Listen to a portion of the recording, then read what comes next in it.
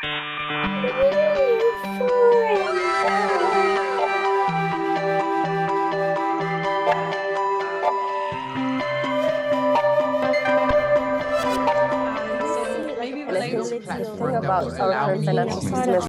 everyone, thank you so much for joining. My name is Dominique. I'm a Web3 and fashion researcher here at New Foundation.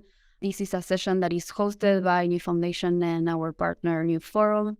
And as you may know, at New Foundation, we're building different accessible infrastructure within the Web3 scenario to create low barriers to build apps for developers and creators and create this kind of like creative flow of energy between the participants on the Web3 ecosystem. We are part of this Transmedia Research Fashion group who is, aiming to push the direction of digital fashion a little bit beyond garment creation.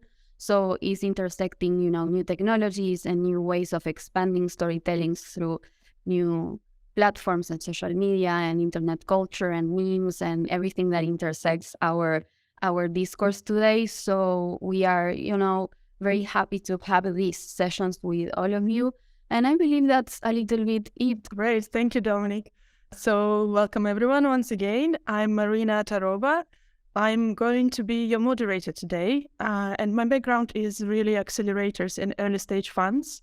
So for example, more recently, I've done a project in the past, which is a Dream Assembly Accelerator for Farfetch. So my work was really always to do with fashion innovation in the last couple of years. And now I'm the partner at NEWFORUM Accelerator Program for Web3 fashion founders and creators. And I'm also the host for NEWFORUM podcasts, which is a podcast for creators, founders, and investors on all the topics of Web3, blockchain, and anything really around NFTs and everything you want to know about this space. So you should check it out. So our agenda today, we're going to have about 40 minutes of a panel discussion. Our subject is, as Dominic mentioned, is Media 3.0, Interface in Aesthetics and Identities. And we are having amazing panelists today. We're going to have Aleksija from Multicoin Capital, Victoire from RED DAO, and Dani from DRAUP. And finally, at the end, we will have time for Q&A, so be prepared to have your questions, and you also are very welcome to share your insights about the topic and anything that you have learned. So let's do the round of introductions, and if you could tell us a bit about yourself and your background. Shall we start with Victoire, because you're just the first one on my screen? Okay, perfect. Thank you for having us, Marina, and lovely to see all these familiar faces today. So I'm Victoire. I'm an investor in Web3 fashion particularly. As an investor, I'm also part of RED DAO, founding member of RED DAO with Dani, actually.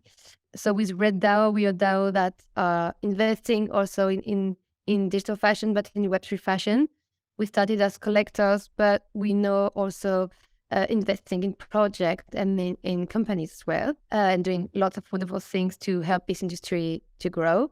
And before being an investor, I think I started to be an investor in digital fashion because first I was a collector of digital fashion, and I was really excited about it. Before collecting digital fashion, I was collecting NFT as art, and I've been working in blockchain since 2018, something like this. I was working at Consensus at the time. I did lots of different things, but I was lucky to also work on the Aura blockchain while I was at Consensus. That was my first experience really in fashion tech, because Aura is a protocol that has been developed or a consortium of luxury groups such as LVMH, Prada, and others to track and trace assets of like luxury items registered on the blockchain. But the use cases are different. It was just at the beginning. And I started to work more in the tech, but I've always been a really fashion lover, passionate about everything about fashion. So for me, working in tech and having this passion for fashion was just like the natural continuity to find a way to work in fashion tech.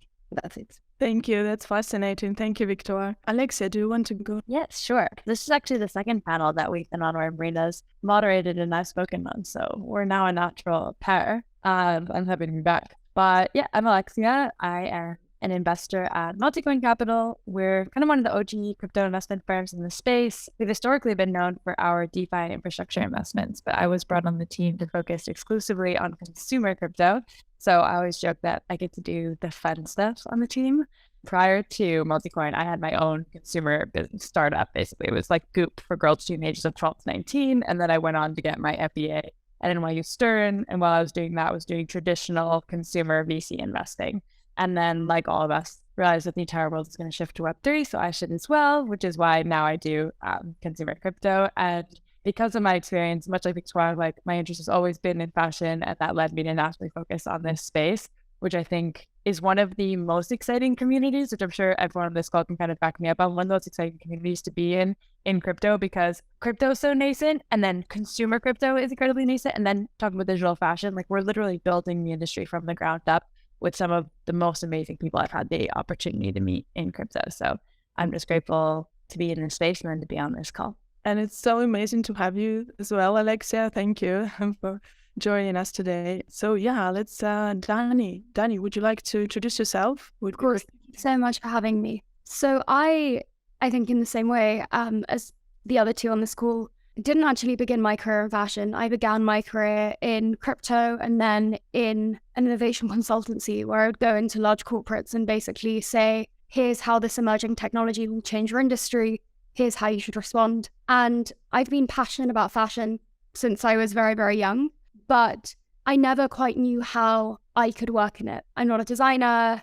I'm not a great marketer. So I always thought it would just be a passion of mine. And then in 2020, I had the epiphany that digital fashion was going to be the next big thing. And I started a project called This Outfit Does Not Exist. And what it really began as was a project to bring digital fashion to life.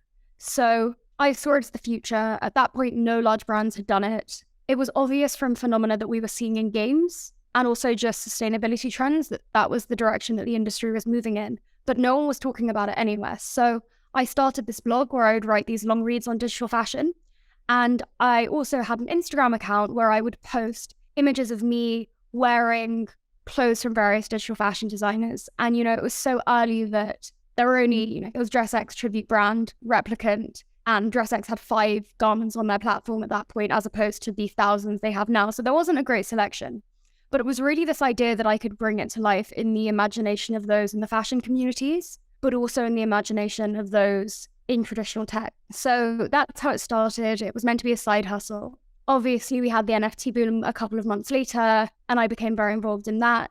And was fortunate enough to join RED DAO with Victoire as a founding member in October of 2021. And then I had a close friend, mentor, and investor who's also in RED come to me and say, Dani, you write about all of these problems in the industry and their potential solutions. When are you actually just going to build something to solve them? So around a year ago, I started building a project called DRAUP. What we essentially are is it's a platform to really further the creative and technological bounds of digital clothing. So in our fullest expression, we will be a retail space. We will also have a virtual wardrobe from where you can transform your assets from exquisite collectibles into clothes which are wearable cross-platform, so in AR and various virtual spaces. And then, in the fullest expression, it's also building out financialization capabilities.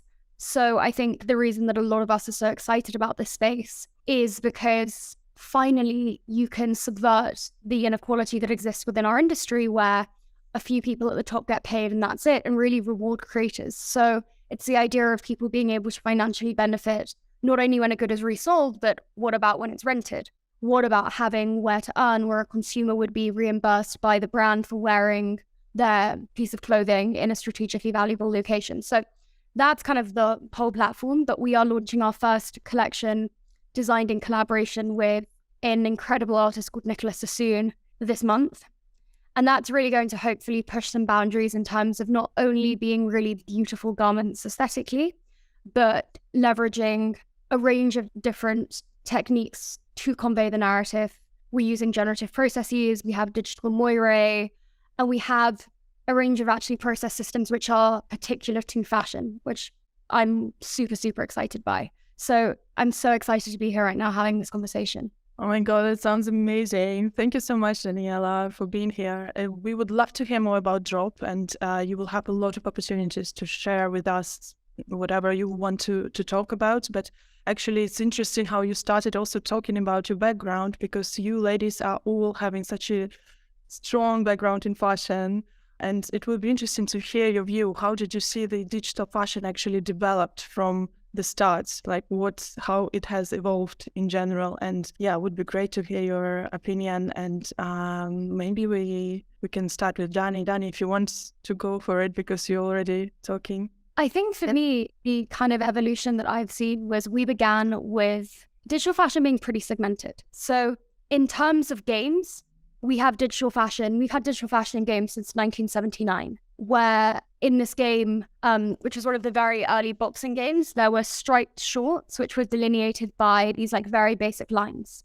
So I think from that, you can really see as soon as people are representing themselves in virtual spaces, they start to care about what they wear. And I think, you know, one of my big digital fashion moments was in 2019 when The Sims did their collaboration with Moschino. And that was the first time I saw a high fashion brand come into the space. But, you know, we've had dress up games, we've had dress up dolls, even before the days of Roblox, Fortnite, the MMO, and the social sims.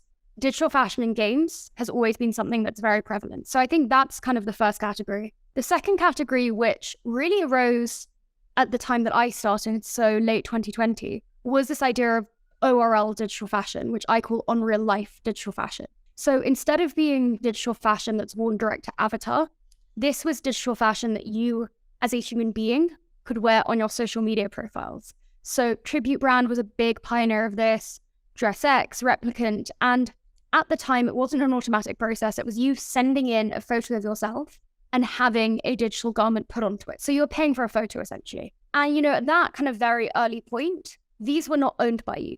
You still don't own, as I'm sure a lot of us know, the clothes that you buy in games, despite the fact that the average spend on Fortnite is $102. You definitely didn't own your AR filters or your digital renders. And what you could buy as an NFT was pretty much a photo, or if you were very, very lucky, a video of a moving garment. And I think one of the shifts that we've seen that's most significant from my point of view is this move in the past 2 years to people understanding that their digital fashion should be owned. We still obviously have these closed ecosystems. Fortnite is a great example. You know, Fortnite makes $50 million from a single set of skins. So essentially, they are an e-com business. So it's not in their interest, unless there is an immense amount of pressure, to start letting external companies in selling their clothes. Similar with Roblox, even though they're slightly more creator economy focused, so there's much more user-generated content, it's the same thing. But we've seen a shift in blockchain-based games where your goods are ownable. And now, platforms like DressX, platforms like Tribute, obviously DRAUP, we are giving you digital fashion that you can own and wear. And in the majority of cases in these models with on real life digital fashion, it's not just you wearing it once, so you're not just paying for a single photo. It's improvements in real-time render in AR. I think 010 for me is really a pioneer in this, where you have this freedom of wearability. And so bringing what I call the basic rights that you have in a piece of physical clothing, so being able to trade it freely, being able to own it, being able to wear it as you like, I see those transitioning towards digital fashion. I think for me, that is such a fundamentally exciting and necessary transition that I've seen over the past 2 years. That is fascinating. I feel like Victoire wanted to say something. I think one of the difference today, maybe with Web3 communities, is experiencing digital fashion differently because the medium is different or the platform are different and the use cases are different. But also today you also have this willing to build communities around your projects. And it's something that is really interesting to see that digital fashion is part as like a lot of Web3 projects to community-based projects that can be managed by DAOs or be also managed by community on Discords, or you can experience digital fashion differently, not only because of the medium of the technology that change, but also because of the ecosystem that is around change also. And that is offering something very cool with DRAUP at the moment. Thank you, Victoire. Thank you, Victoire. Aleksija, did you want to add something? Yes, definitely. First of all, +1 on everything Victoire just said about DRAUP. But in terms of how fashion has been evolving, and then like more generally over its lifetime, and then into digital fashion, I'm going to take a little bit more of a macro approach, maybe, to talk about a theme that I think is really interesting and is simultaneously niche, but I think reflects the industry at large, which is effectively the trend that we've seen over time, where fashion over time has become increasingly less about utility and increasingly more about status. And in Web3, I think that this is taken entirely to the next level. So there was this really interesting podcast done recently on Acquired about LVMH. I'm sure many of us already have listened to it, but yeah, for those who haven't, you definitely should. And I think two of the statistics that they mentioned that I thought were mind-boggling and so relevant to this conversation are the fact that in 2011, the average woman had 7 handbags. And in 2015, this increased to 11. And now it sits more around 14 to 15.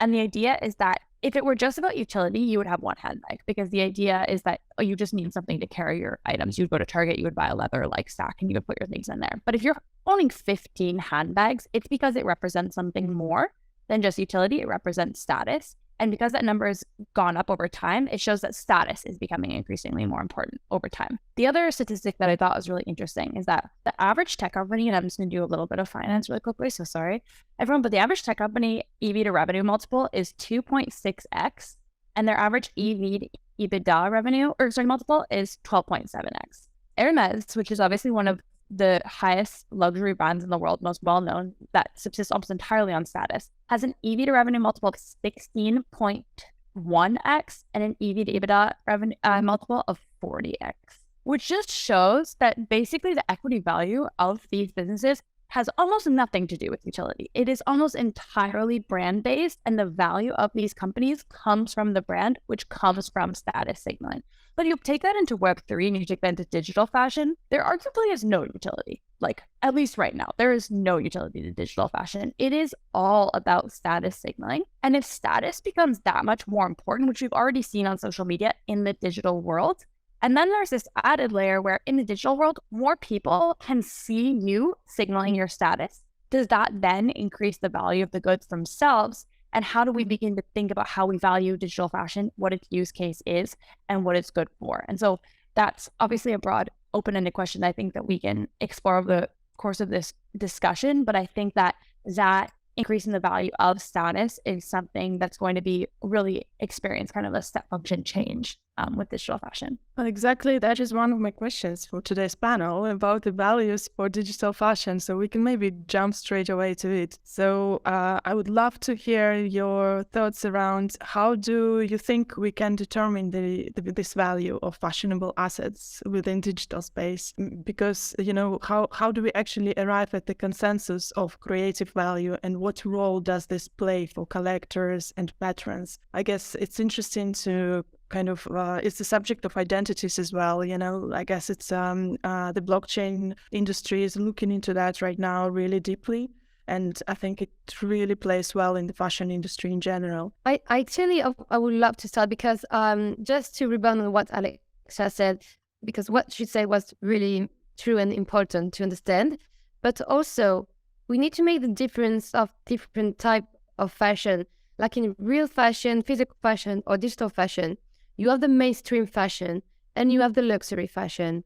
You will have the everyday clothes you will wear at home or to go to make your grocery, or you will have the gala dress you will wear. And these are not the same utility, and these will be, you can have clothes that are used for utility and comfort, and you have clothes that will be used for signal status and reputation. You have maybe more the value of digital fashion for signal and for representation, but also you have the digital fashion you could only buy for your video game, and that will be more because you have fun with it. And as a collector, maybe it's a really nice way of thinking of value. But I see the value in what I like and in what inspires me. Like when I'm buying fashion, I'm not buying fashion for a trend or for being only accepted socially in some cycle. I'm buying fashion because I love fashion, and I want to have something that's make me happy. It's like when you buy art. So obviously you will always have a category of people that will buy things for gaining some social status and for signaling their wealth or their coolness, or to see that they understand what is the new cool, and that's part of the game. But personally, I see value in thing that inspires me, that thing where I admire the work that is behind. And today we have like wonderful examples of real digital craftsmanship, where you can see people who actually put resources that is as much work as craftsmanship in Chanel atelier for Art et Métier show, you see.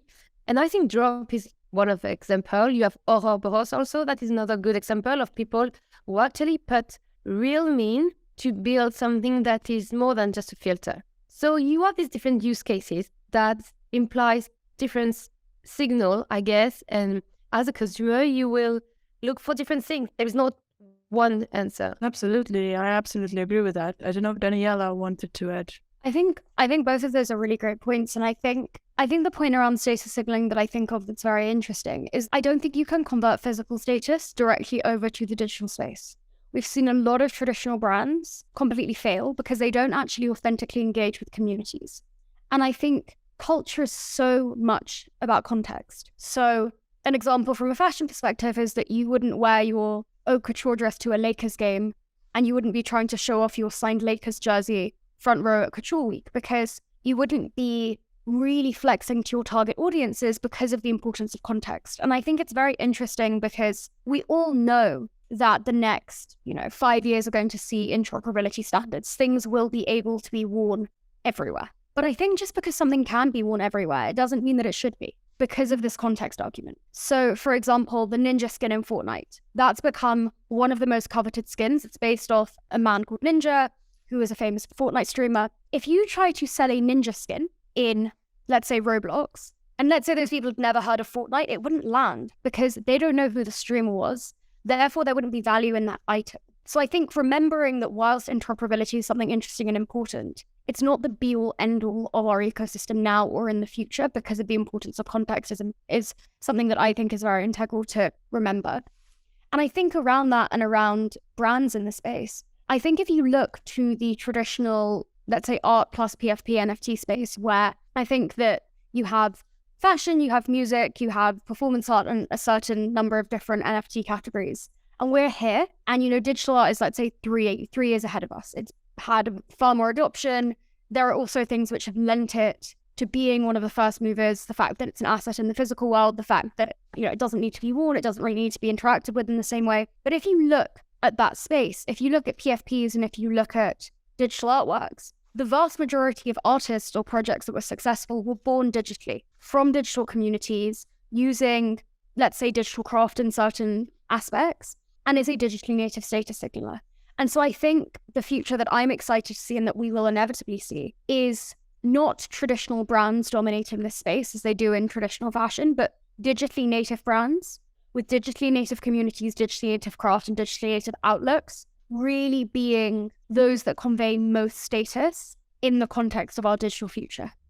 So I would love to add to both of those things and kind of respond to Victoire responding to me. So to go back to the original question of what determines value of digital fashion, I think that I agree with you, Victoire, that in the physical world, there is this really important delineation between kind of utilitarian fashion and then luxury fashion. And I think that there's this really interesting quote by Coco Chanel that says, "Luxury is a necessity that begins where necessity ends." And I think that that's what I'm arguing about digital fashion, is at least for the foreseeable future, where we don't live the majority of our lives in the metaverse, where we have to actually dress ourselves for the metaverse. There is no utility in digital fashion.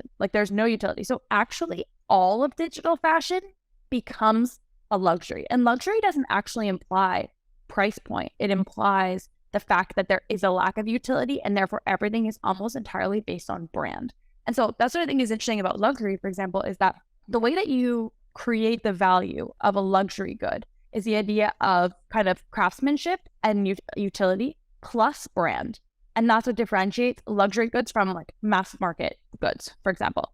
And so craftsmanship absolutely is important. And that will continue to be true in Web3. Like we see that with to the examples that you provided, like DRAUP, obviously, the kind of moire that you're creating with DRAUP that's beautiful digital craftsmanship. The same is happening at the Rubberos. The pieces that they're building, craftsmanship. But when you look at Louis Vuitton, for example, in the physical world, the multiples from cost of goods sold to price, the price is about 11x cost of goods sold, because it has, as much as we like to pretend that it has to do with the craftsmanship and the quality of the goods, and this is kind of a narrative and a story that we tell ourselves almost to make ourselves feel better about the products that we're buying, we are not paying for the cost of that good. We're paying for the brand.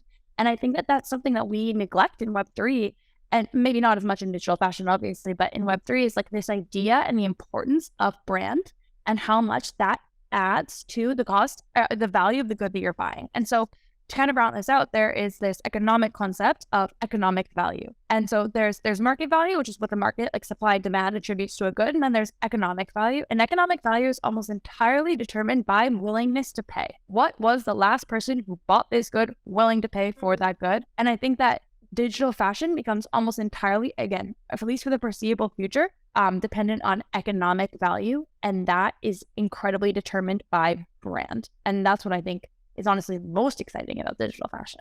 Yeah, and to answer what you're saying, when I was younger and started to be interested in the fashion industry, a friend who was already working in luxury told me something that really made me understand what was luxury, that when you're buying a Louis Vuitton t-shirt that will cost, I don't know, £900, something like that, you're buying marketing. You're not buying, because it's cotton, it's a t-shirt. It's not like if you're buying a gala dress that is made from always ruffle and silk and like luxury material. When you're buying luxury items that are actually to produce, you're buying the brand, like you're saying, and you're buying the marketing, and you're buying all the stars and influencers that has been paid to promote this item. So that what he's saying is very, and digital fashion, as you say, is a luxury because there is no necessity. But at the same, yeah, that's true. But at the same time, you have different use case of digital fashion because you have different platforms, and you will have different prices according to the community, according to the designers working and everything. So it's really interesting to see that we can't reproduce the same industry as the fashion industry as we know in physical world. But at the same time, it doesn't mean that it's linear and everything is the same. We have to understand that we have another kind of architecture that is building at the moment in digital fashion. And I think the value will be focused on, like Dani said, maybe if it's a digital fashion team more than a luxury team from the physical world, because you will buy something that where community is, and you will buy something that there is no use, but where the status and where the people who are cool are behind this and everything. Actually, it feels like in our days and how the luxury fashion is evolving these days, like lots of leaders, particularly in digital fashion, are talking about this, is that the luxury concept is being redefined, and it's actually moving from displaying the wealth and displaying how many expensive items you have, into showcasing more of individual taste and knowledge, and sometimes even commitment to social and environmental causes. And that's what the luxury brands are trying to do. They are becoming actually curators and enablers for consumers or for their clients to actually express and define those tastes, and maybe like show the cultural heritage or cultural capital, and strengthen even sometimes the social connections. So that's, I think it's interesting. And I don't know if you feel this particular is happening in digital fashion as well, because it feels like Web3 community is really strong on values. I would love to touch on that quickly, because it actually has a lot to do with something that I'm writing about right now, which is, I think what you're getting at, Marina, is that historically, or at least let's say in the recent past, a lot of status signaling had to do with wealth signaling. And those two things were kind of equated. And that's why a lot of signaling had to do with consumption, because you consumed things that were expensive in order to show that you had the wealth in order to be able to do so. You signaled your wealth, and then you went from there. But what we've seen on social media over the past few years is this shift from status signaling through consumption to status signaling through curation. And curation, actually, which is really kind of contradictory to our ethos in Web3, doesn't have as much to do with ownership, because you don't need to own the things that you're curating on social media in order to show how they signal your status. What you're doing actually is you're affiliating yourself with that object, product, good, brand, etc. And so what is the new version of status? How are we signaling status? I actually think it's through taste, because curation is all about taste. You are delineating what is good from what is bad. And good taste allows you to have good curation, allows you to have better status signaling. So if we're talking about taste, and that's what we're getting from curation, that's also what we're getting from interacting with brands, if curation is really just brand affiliation. But what I think is interesting about Web3 is, in Web2, this kind of affirmation of taste is very one way. You affiliate yourself with a brand, and in doing so, you're actually affirming the taste and status of that brand by saying it's cool enough to make me look cool. What I think is interesting about Web3 is that we move the other way, and now the brand can simultaneously affirm your taste as well, and this is largely done through co-creation.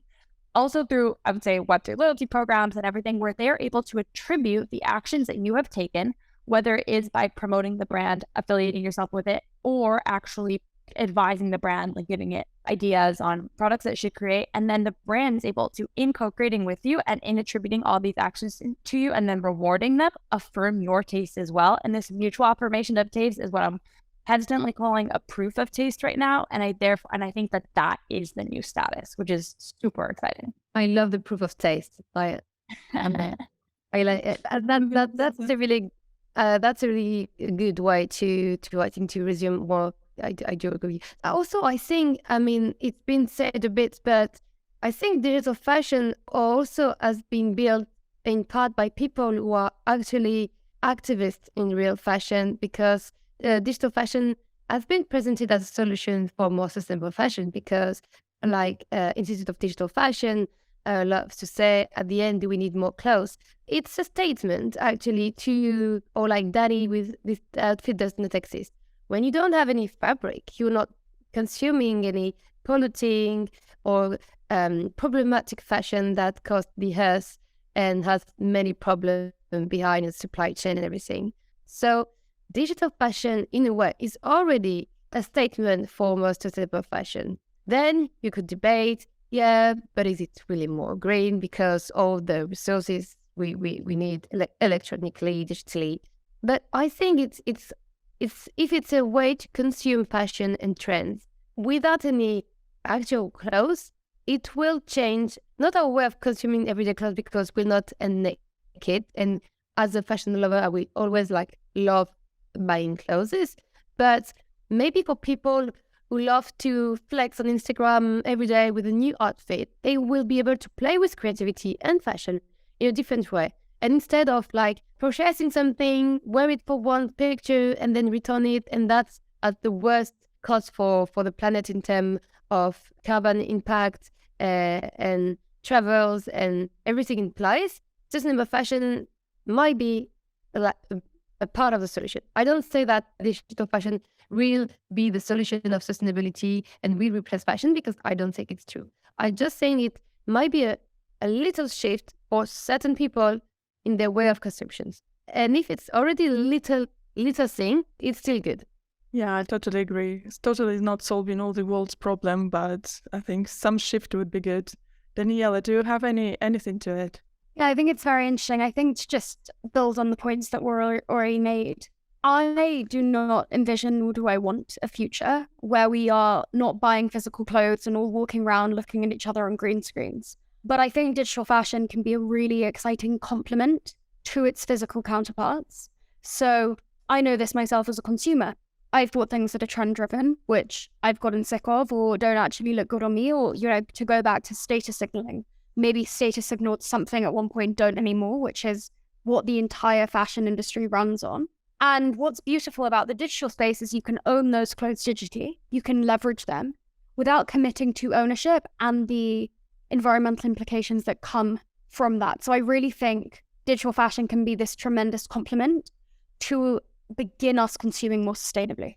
I really love the concept of proof of taste. I think it was Aleksija who mentioned it. I think it's great. We can also have proof of status, maybe, as well. But yeah, I wonder if you think that with Web3 and with the blockchain technology in the future, that will be the thing, and that everyone will be openly sharing the verified credentials online. So for example, like I've bought so many bags digitally and this shows my value, or this shows my status or my taste.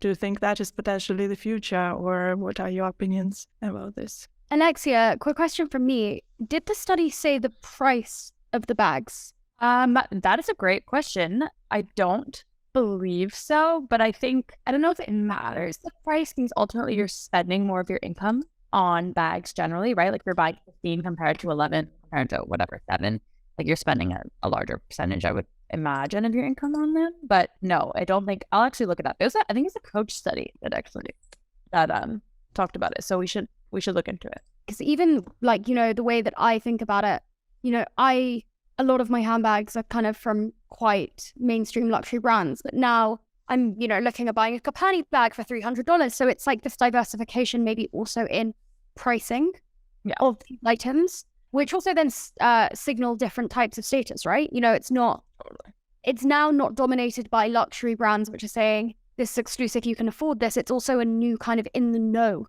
exclusivity. 100%. That's the case. I think as well as taste. Right. Yeah, that's taste. That's why I think we're moving from like wealth status signaling to taste status signaling. Because to your point, it's more about showing that you, like, if you know. It's like you, even if it's less expensive, it's like you found this brand, you curated this brand, maybe other people don't know about it, you discovered it, et cetera, et cetera. But to kind of answer your question, Marina, and then also to go a little bit back to the point about sustainability, just because I feel a little passionately about the majority of people's opinions on sustainability in Web3, especially digital fashion. But anyways, I think that the idea of like all of your identity is open in Web3, and everyone can see everything. Of course, everyone can see everything, but to Dani's earlier point, context therefore becomes that much more important. Like taste and curation, when everything is available, when we have this over proliferation of identity, which at least kind of a commodification of identity on social media, where in all having the exact same options and this wide plethora of options, we actually all kind of become the same. Finding those niches where you can context signal more specifically becomes that much more valuable. And that's, again, why like this taste, this curation becomes more valuable, and why we're seeing, which I actually don't even know if I'm sold on this idea and its sustainability, or like rather this trend and its sustainability, but we're seeing this kind of move to the more niche and verticalized community platforms. Like FWB just launched their own, Poolsuite wants to launch their own, Archive DAO, the Museum DAO rather, wants to launch their own. And we're seeing that, like, because there's this over-proliferation, oversaturation of identity, finding the smaller places where you can go to show these, like, niche portions of your identity, therefore becomes more important. And I think that is, whether the verticalized community platforms continue to exist or not, I think that trend persists. And to Dani's point, your then signaling becomes all the more valuable based on the context that you're showing it in. Quickly to make a point about sustainability, I'm really convinced that digital fashion is going to be kind of anti-sustainability in the long run, just because I really hold a view, which both Victoire and Dani have heard me say before, that when we went onto social media, we, as consumers, developed these new consumer behaviors of switching our outfits much more frequently, not wearing the same outfit in any photo, whatever it might be. And even though the majority of those clothes, when we see influencers doing it, are rented, they're not actually the ones that are creating the impact on the environment. We then went and matched our physical consumption to match that digital consumption. And that's kind of what gave rise to this fast fashion era that we're seeing now. And I don't see actually any way that doesn't happen with digital fashion. When we become accustomed to changing your digital fashion outfit multiple times a day, to showing like more and more interesting things that you're wearing in more and more interesting ways, I don't see how that doesn't convert to physical fashion as well. And I ultimately think it ends up, at least in the near future, having a negative impact on sustainability. Sorry, to come back to proof of taste, I think it just redeemed the fact that money can't buy you coolness or can't buy you good taste, because it doesn't mean because you're splashing lots of money in fashion, because you have the latest, like, I don't know, big luxury handbags that is in every advertising, that means that you are cooler or you are more fashionable. It just means that you, and unless you really like it, just means that you are latest victim of the really expensive marketing. And that's true with what you say with the company back, that the curation is really about what you find. If you discover the new designer, something I love in fashion is when I discover a new designer that I never heard of, nobody never tell me about, and I love it. And then you will progressively see some people or influencers starting to wear it. And it's really satisfying to discover someone before it became a bit bigger, because you know that, oh, I've got the eyes, I've dig enough, I search enough in the ecosystem to find something new I like, that is promising, that is a talent. And it's something that is really fun to explore also in Web3, because there is so many new talents that needs to be emerged as well. And being able to be curators of this new scene of creativity is really exciting as well. An incredible artist duo in the wider NFT space called Operator. I was recently speaking to them about this, and they were talking to me about how they felt that there was a lot of what they termed process porn in generative art. So a lot of people being like, look at how hard this was to make, look at my 92 technologies, without there really being a reason why.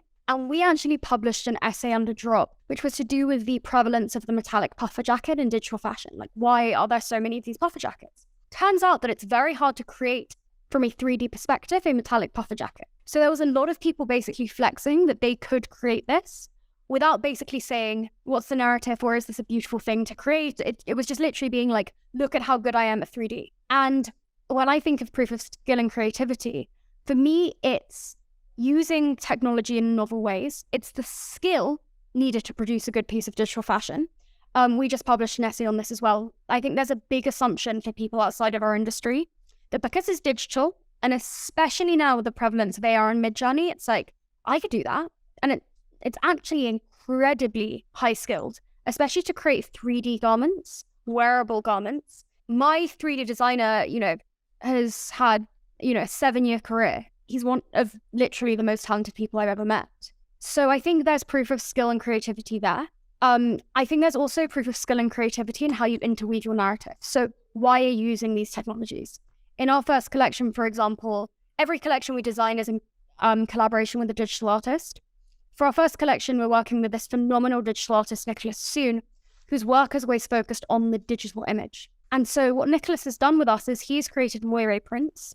So moire prints originated in textiles, but are now more commonly seen on screen, and they're the misregistration of 2 layers, which produces a third pattern. So you might have seen this happen on your computer screen. And he's created this moire, and then the generative systems that we're using are feeding his moire through, determining by this layering how big the moire is going to be, how small the moire is going to be, the color palettes of the moire, also specific qualities in how the moire interacts with our garments. So we have 6 items that might be folds on a coat, it might be pockets on a pair of pants, panels on our corset. And then they become interactive like a 3D object. So as you have it in your virtual wardrobe, the moire will move.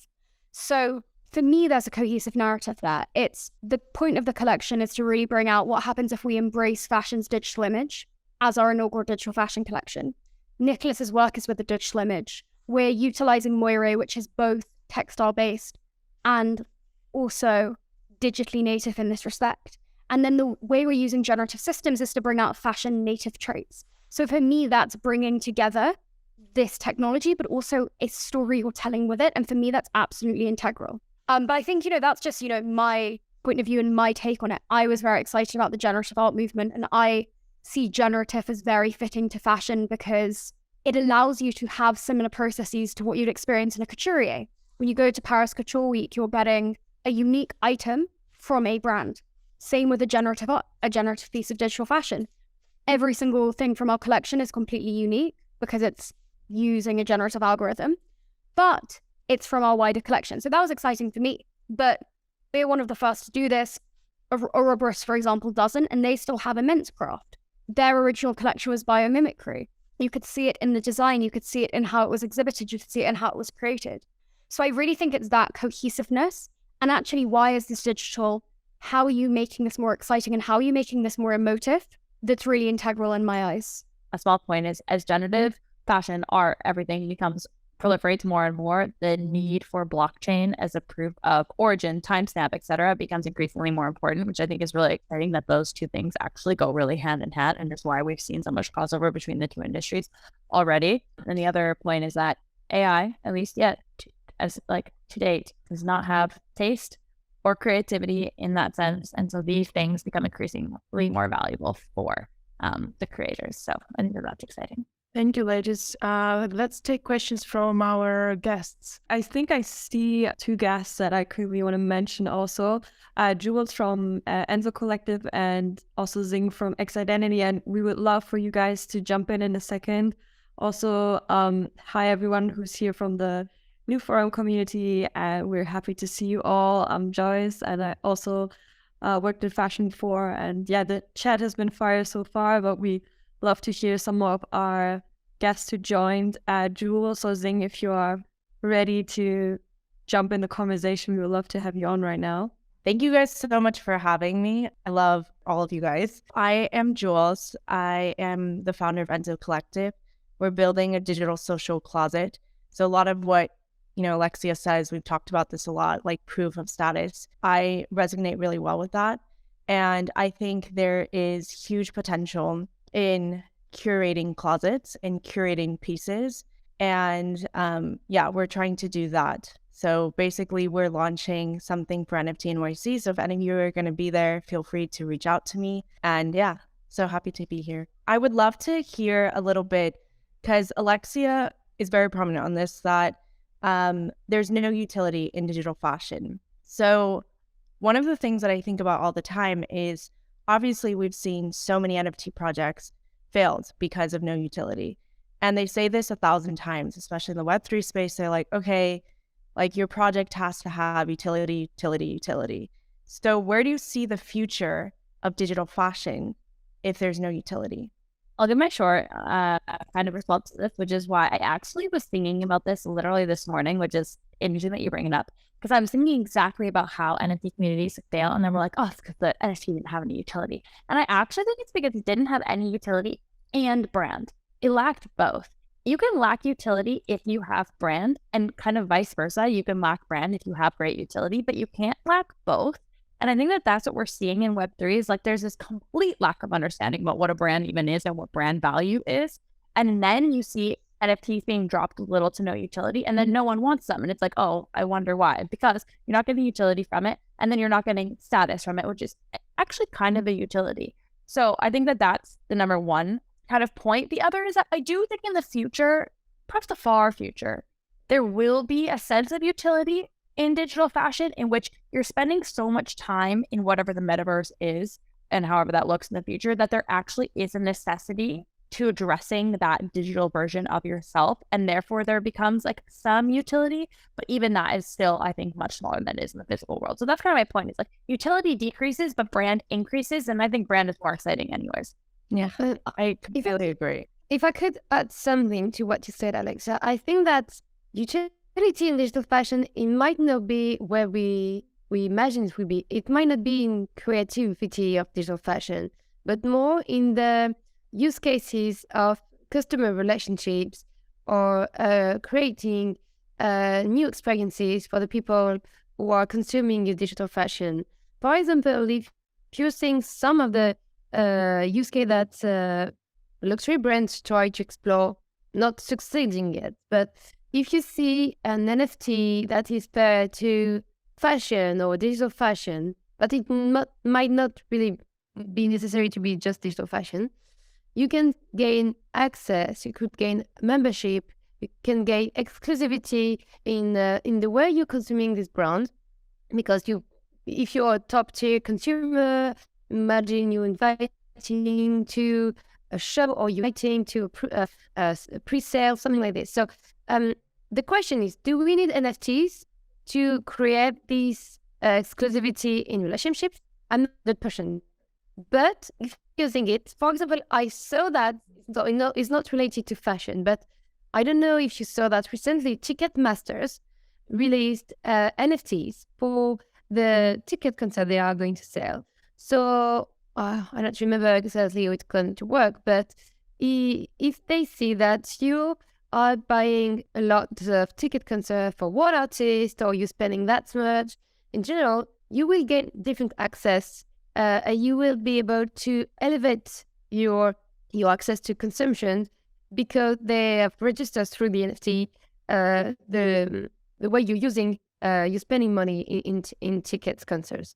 So it's I think more a business case than the creativity use case today. I would love to jump in on that, actually. My name is Leah. I'm founder of an e-commerce platform, business intelligence tool. So we offer e-commerce sellers, and actually we're one of the first to incorporate NFT data, map that to Shopify data, and really create a holistic understanding of, this is how you can amplify revenue streams in e-commerce with NFTs. And I think what you were saying, Victoire, right now is amazing, because actually a lot of the use cases from fashion are distilling into e-commerce, and the clients that we're working with really love these use cases around, customer retention, loyalty.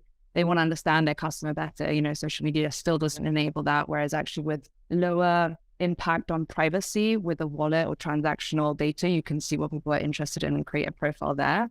And maybe this is also a question to Aleksija. Your thesis is around consumer Web3. And what I find really interesting from you is to learn what are the trends or sort of utility points that you're seeing from luxury fashion NFT, which I see more as just like, it's the cohort that had the capital to really pioneer NFTs as a use case in e-commerce. What are the sort of trends that you're seeing distill back into e-commerce? Think about Shopify having just launched the ability to, have NFTs listed as products.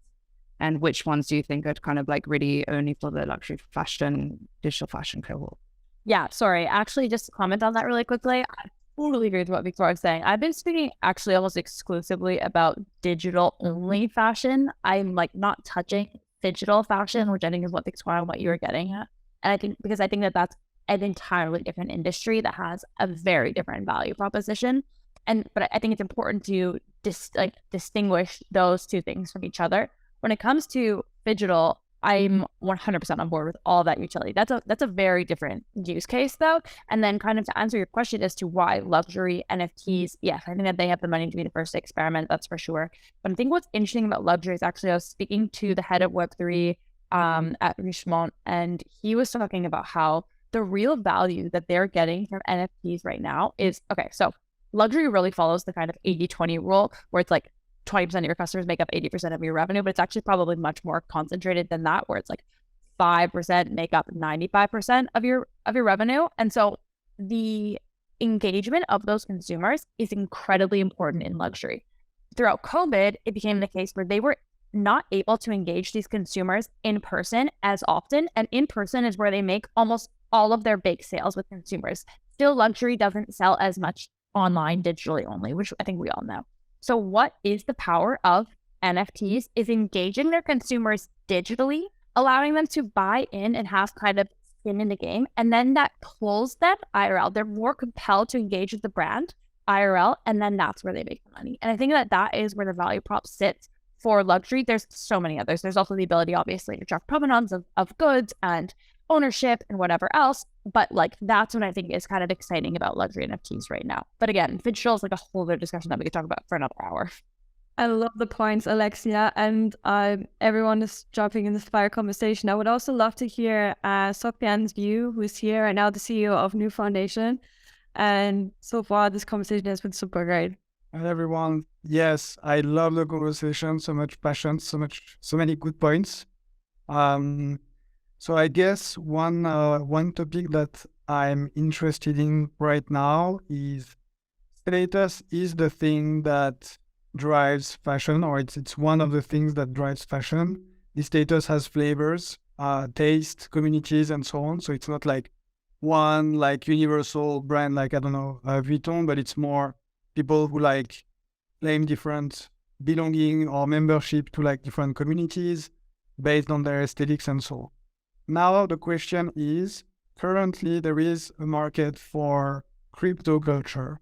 Obviously, people who have the penguin or the bored apes are feeling, part of the club, and that drives like this feeling of consensus and so on. At what point do you think, and what would be the mechanisms in place for the much bigger market, which is people who care about certain categories of brands and so on, who have nothing to do with crypto, who should not even know any of the acronyms like NFTs, AMM, like all those stuff, all this jargon, to like basically start to leverage this digital scarcity and authenticity because of the utility of that. And basically, bring this like, I don't know, 100 million people, 300 million people, multi-trillion-dollar industry, because it's actually much bigger than all Web3 combined. It's an industry that has a lot of margin. I also agree with the points that were made that it's not going to replace physical fashion, but a lot of like physical fashion consumption can be like kind of replaced by other kind of digital and data objects that are scarce, exclusive, and all the dynamics around it. So what do you see would be the trigger? What's your kind of like crystal ball prediction of like how it will happen and when you see it happening? So I think there's obviously this idea of a catalyst. Every single bull market that we see is catalyzed by something. The last one was NFTs, obviously.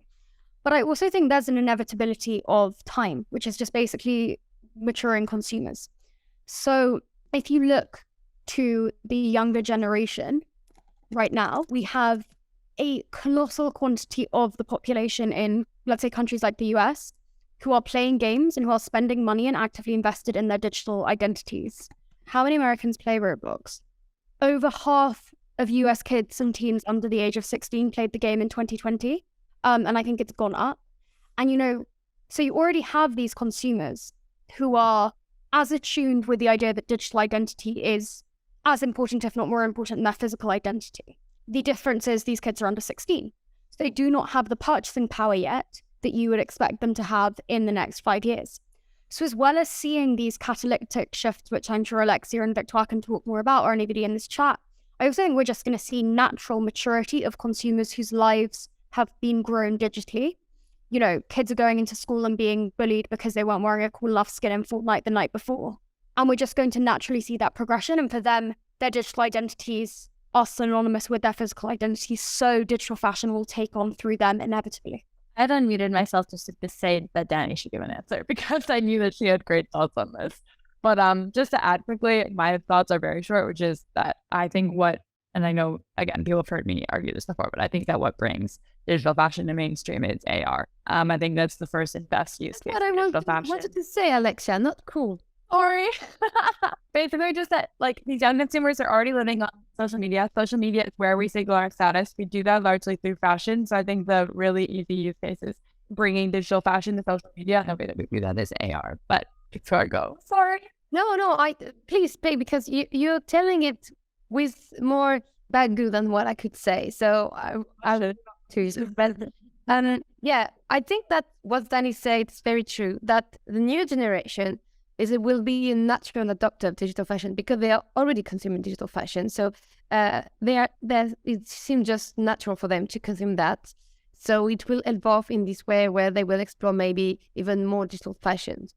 But to onboard mainstream adoption for people from our generation or maybe elder generation, AR is a very good medium because there is also social media that will appear in media. I'm thinking about this startup Mirage that is launching soon, and it will be a social media based on AR. I mean, augmented reality, where you can like go everywhere and just like drop things everywhere on the street, and people with fit. It's like a bit of Pokemon Go, but with like a social media Pokemon. So I think AR is also today the easiest way for people to consume digital fashion that is not Web3 fashion, because you have the snapshot filter, you can add filter everywhere now, and you can customize your own filters. So it's already something that people adopted and like to play with. So, and when you see Dressix or 010 app, they are the easiest way to use digital fashion. As a digital fashion collector and lover, I don't have like cool picture as Dani, who actually made the effort to render beautiful digital fashion items she has or where she works with brands. But I have a wallet where you can see what I've collected, and it's more like a museum than a wardrobe today. So there is different way of having fun with digital fashion. And like we said earlier, like Alexa said, there is no utility in digital fashion because it's a luxury. So it's like collecting NFT art. It's like collecting art in general. It's just like for you to have fun, to have something you enjoy, to support artists you like. But if you want to onboard people that need to have fun with in a way they can flex or they can like easily share the experiment they are living, AR, I think, is the easiest way today. And plus, you see that there is a huge evolution with AR coming because Apple has a big conference focused only on AR coming in June. And if I could add just one thing, and I know that Daniel had a question, so we really all want to hear Daniel's question before we probably have to wrap up this. It is not only for digital fashion or Web3 fashion, but AI like Midjourney, for example, or ChatGPT, I think are boost of creativity for people who actually learn to use this tool.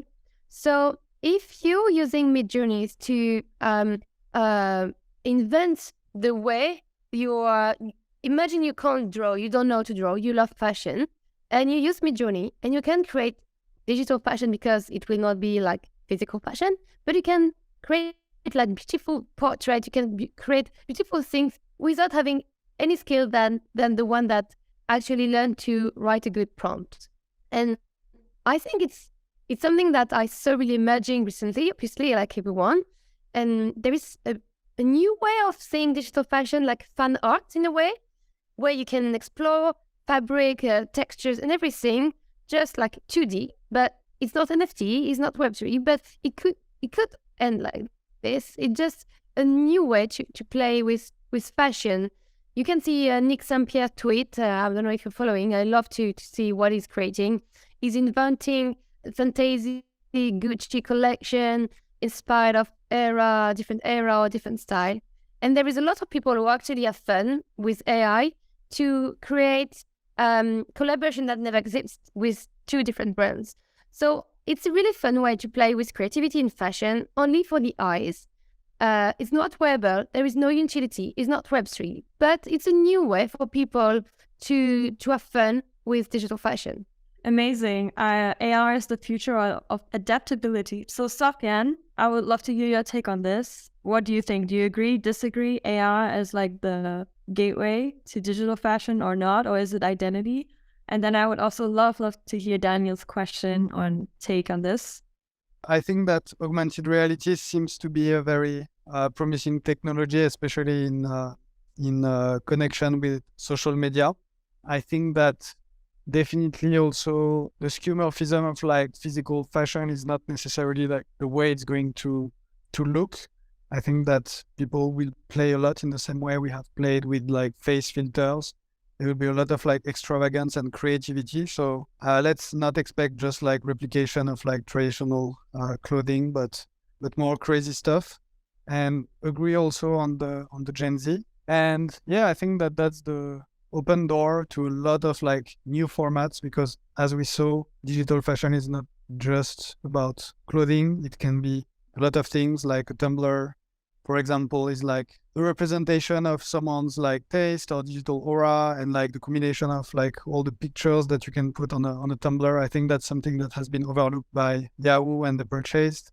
They bought it for $1 billion. I think they could have turned it into an empire, but they just like put banner ads on it. I think definitely the space we are in and all the things that have been covered during this conversation are vastly overlooked by the tech sector. I think there is this like weird relationship where people who have the abilities to integrate culture and so on are completely like missing out on that. And it's still, most of the value is concentrating within like some luxury groups. Amazon is trying hard, but they don't really get fashion. YouTube has done like some funny stuff about like Fashion Week, Pinterest. Everyone is like kind of trying, but the real like cultural producers are still like completely offline, and all the value is like still happening offline. So I think that AR is a gateway to potentially a lot of creatives who can gain traction with their fan base and use Web3 to finally bring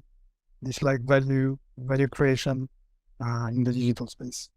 Daniel, I would love to hear your take on all of this. You've been hearing all of the opinions. Hi everyone. So sorry I was quiet here listening to all the amazing conversation. Just wish this conversation was on a big stage so more people could join in and listen the few points that were made forward. So going back to introducing myself, my name is Daniel Face, aka Danieliverse. I am an image curator, 360 degrees.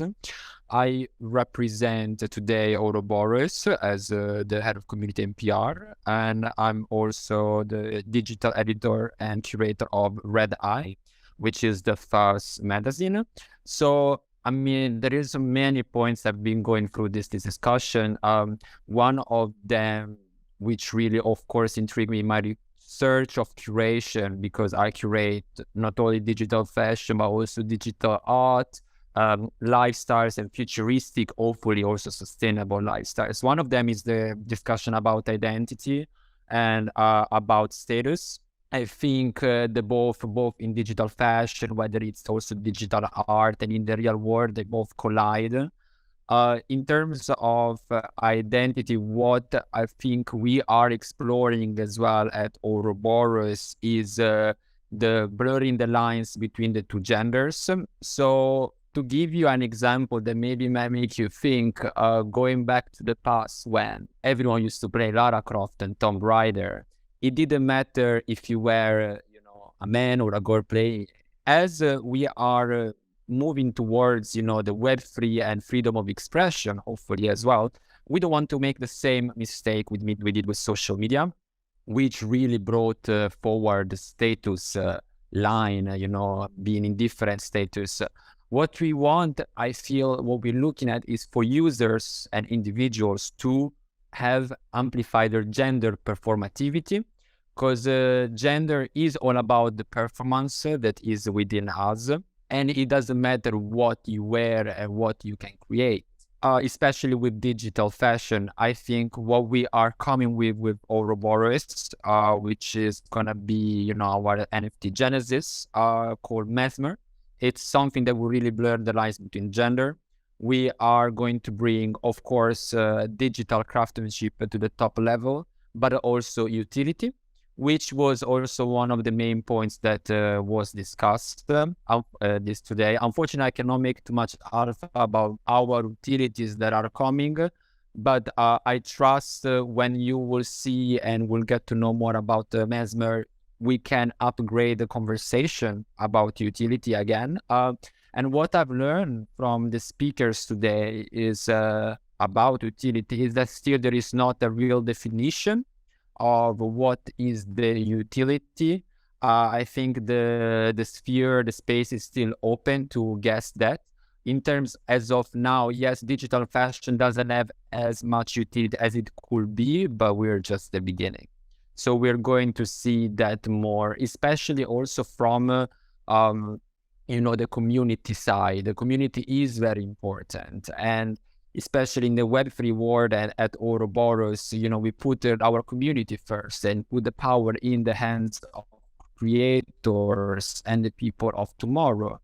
I think also, digital fashion will become more a thing in the next years when we will have the newer generation coming up, which will be entirely, mostly metaverse native, not anymore digital native.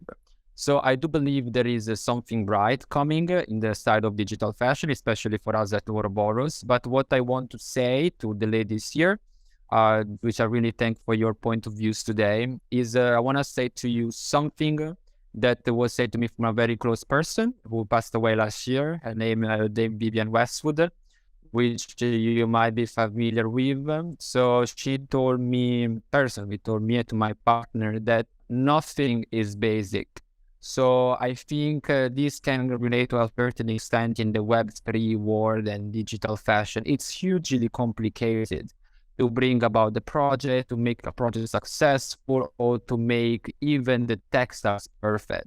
So nothing is really basic, and we should not think basic. And the second thing that she told me is, Daniele, you need to catch the rhythm. So everything rhythm around that. She believed that also. So I do believe, like maybe a tip or, a phrase I'd like to share is to everyone here to catch the rhythm. It's coming, the rhythm that is out there, that is already here. And I trust we can really make digital fashion at the forefront of fashion and at the forefront of sustainability, and really raise the discussion further. Thank you for letting me speak. Thank you so much, Daniel. I loved how you also brought in, the past kind of fashion with what you talked about with Vivian Westwood. And I would love to hear now from Madeline Parker, our very own, who co-created New Life and New Foundation. And I'm sure she has a take on this because she's really passionate about creators as well.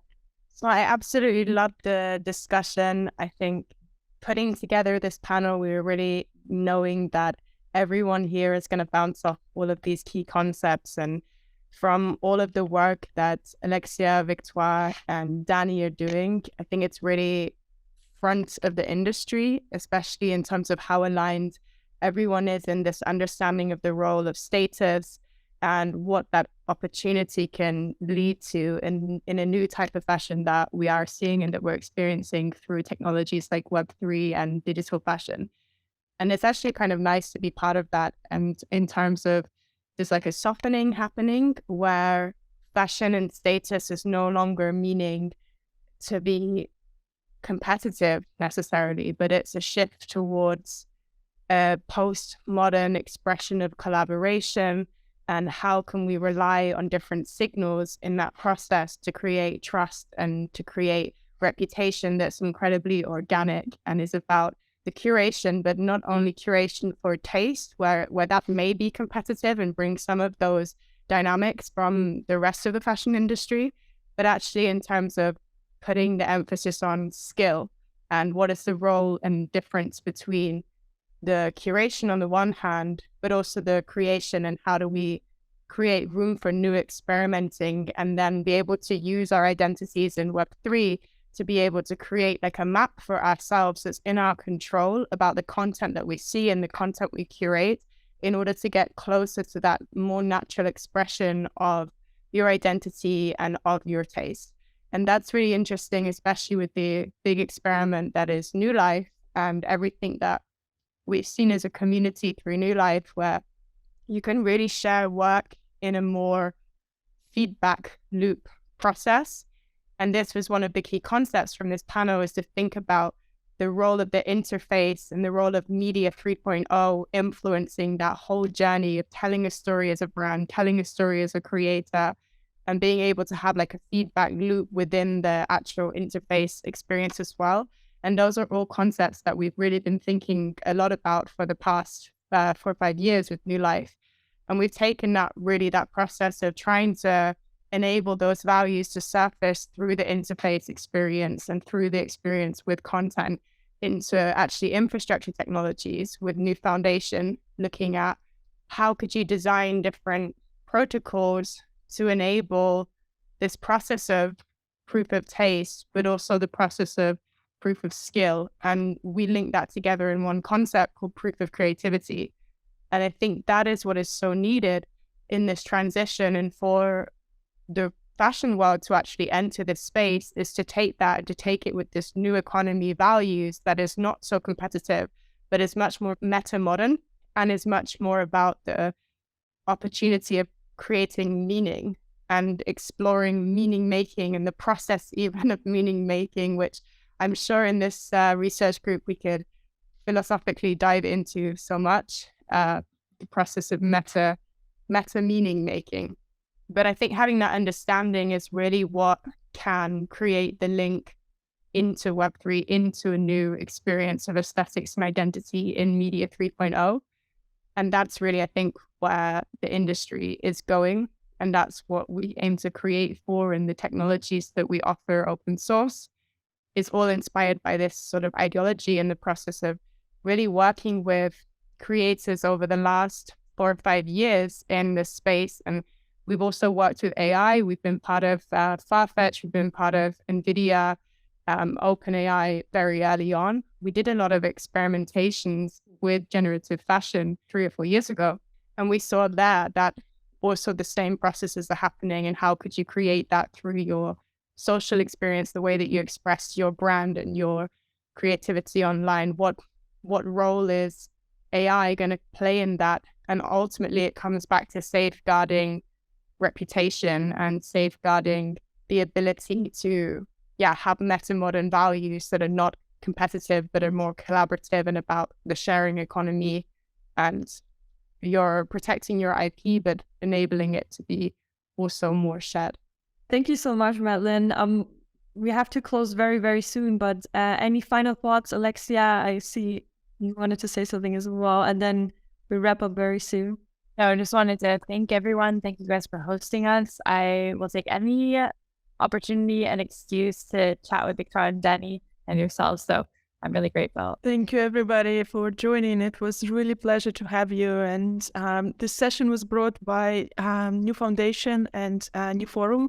So it's a part of our community sessions. It's an open panel that we have. It's a research group. So we will have more sessions like this, I guess, in the future. And we will invite everyone. I think Dominic wanted to say something to add to it as well. No, I think you have it covered. We're also going to have a lot of IRL things coming, so stay tuned. And I think it was lovely. I had a lot of thoughts while you were all talking. I think something really interesting is how self-taught we all are in Web3 world, and like how that relates to digital curation. But I don't want to open a whole new conversation. So thank you. And in terms of the research group, yes, stay tuned. We have a lot of things coming your way. And yeah, thank you. Thank you so much. It was a really lovely opportunity with so smart ladies that I actually love, and meeting all you at New Foundation. It was also very, very exciting to see what you're working on. Thank you so much for this opportunity, and it was a really pleasure to discuss this, and I hope you appreciated the content of our talk. Thank you again. So thanks, guys, and I hope I see you next time. Thank you, everyone.